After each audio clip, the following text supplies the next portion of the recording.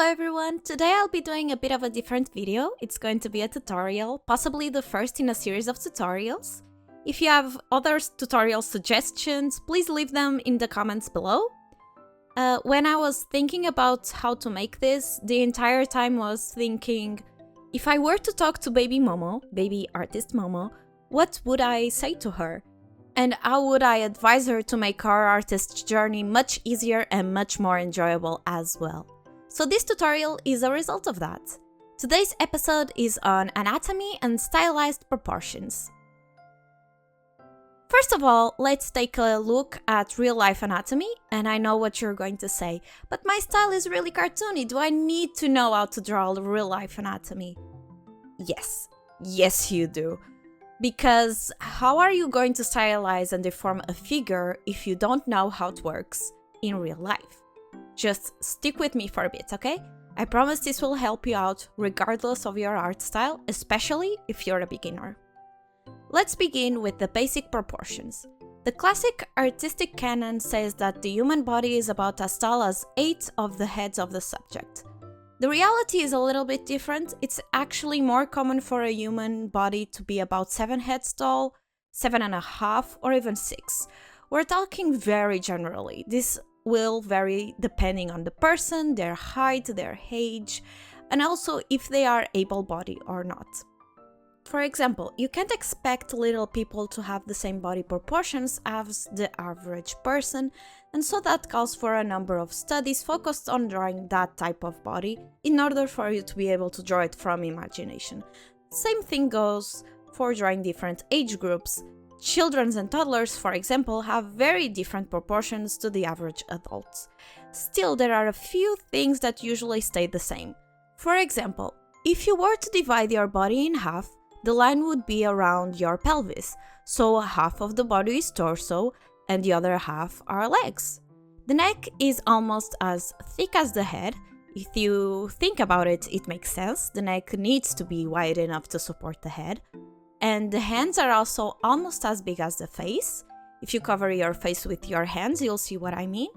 The elbows and the waist line up, and the pelvis and the wrists line up as well. Now that we have a general idea of proportions, let's talk about the skeletal structure. This might seem useless, but it's really not. The bone structure is surprisingly important for the shape of the human body. It's actually the first thing you learn in art class once you finally start to draw humans.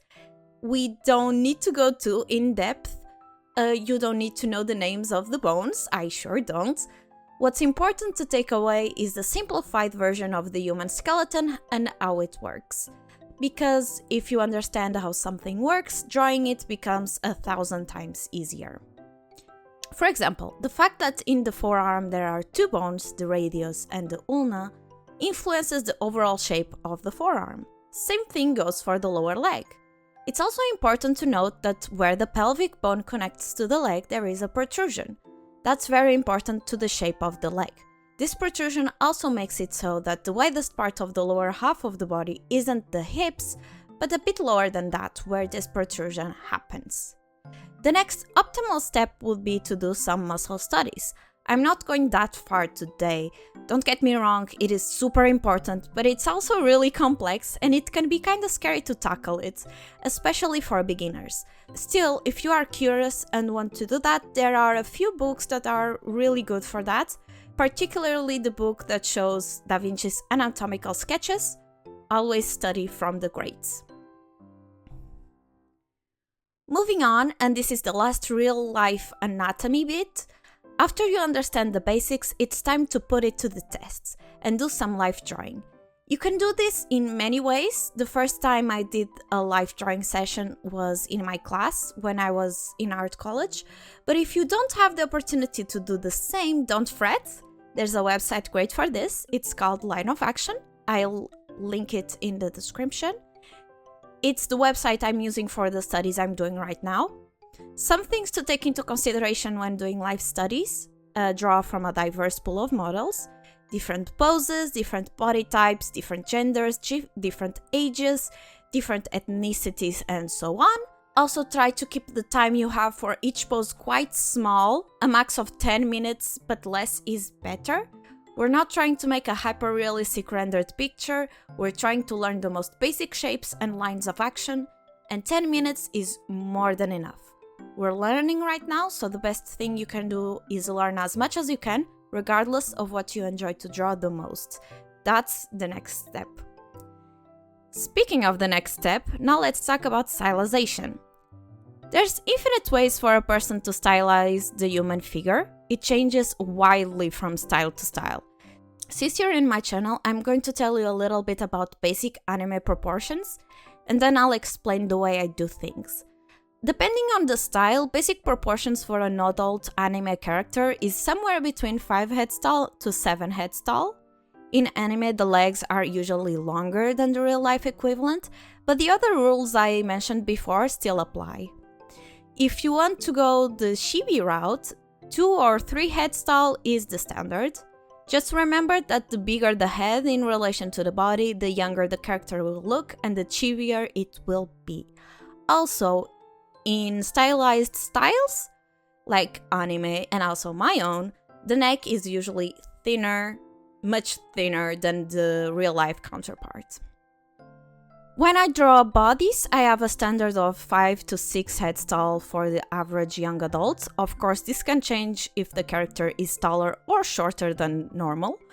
For example, Enid, the witch girl I drew, is a little shorter than your average 18-year-old girl, so her ratio is about 4.5 heads tall. Oliver is on the taller side, so he is 6 heads tall. And Willow, the little girl with the braids, is younger, she is 12, so her body ratio is about 3.5 heads tall. If you're curious, my standard for a child is 3 heads tall to 3.5, for twin/teen is 4 to 4.5, and older teen/adult is 5 to 6 heads tall, 7 heads tall if the person is particularly tall. The other rules still apply. When stylizing the human body, try to take the basic shapes and deform them using shape language for a more expressive and dynamic result, as well as a more interesting and appealing character design. This applies with every level of stylization, but especially on more cartoony art styles. Just make sure that at the end of the day, the figures should still follow the most basic rules on how the body works. The quality of the lines of the character's drawing is also important. For example, a softer character would look better if their body also reflects that softness by being drawn with curves instead of sharp angles. This, however, would be a topic for another day, since it is more specifically about character design rather than basic anatomy. If you have any questions, feel free to comment down below and I'll do my best to answer. My tip for young artists today would be to find time to study the basics and fundamentals. Even if it's boring, it's really important and you'll thank yourself later. This doesn't mean you have to stop drawing what you love. It just means you have to find extra time to do the studies. And even the studies don't have to be all that boring. One thing that I would do, and that my other artists friends would do all the time, was look for cosplayers and draw the cosplay. That way, we would be able to have fun drawing our favorite characters while practicing our fundamentals. Above all else, have fun with your art. That's the most important thing, especially as a beginner. I really hope this video could be of any help to all of you. And with that, thank you so much for watching. Leave a like and subscribe if you liked the video. If you want to see more stuff from me, I'm also on Instagram and Twitter at momopurin_chan and on Kara at momopurin. Thank you so much, and until next time,